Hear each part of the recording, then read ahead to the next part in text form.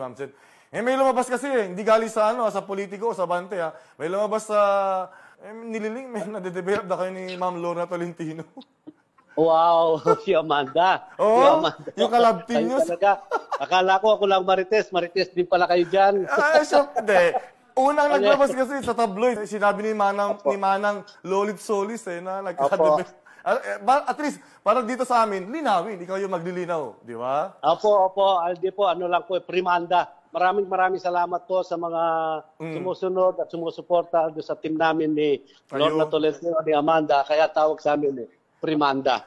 Ibig sabihin yan, Senator, click yung tambalan ninyo sa Batang Quiapo. Kaya maraming parang na-influensyaan at parang, kung mag-alam mo yun, parang nakakarakterize nila yung karakter ninyo na parang in love nga, di ba?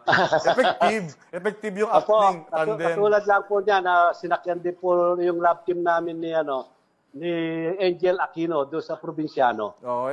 Ibig sabihin yung primanda, kinagat pa rin kahit alam mo na, kahit may edad, kinagat pa rin ng mga kababayan, mga taga-suporta, kahit na medyo may edad na tayo, ni na Ma'am Lorna.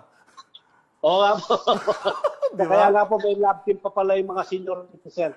Di ba pumatok sa mga Gen X ang tawag doon? Mga Gen Z, mga millennials. So eto, kasi wala nang Katniel Wala na puro nag-break na sila. Kaya medyo sa atin ang kinagat kahit senior citizen tayo. So talagang totoo pa rin na may asim at may tikas pa rin si Senator Lapid.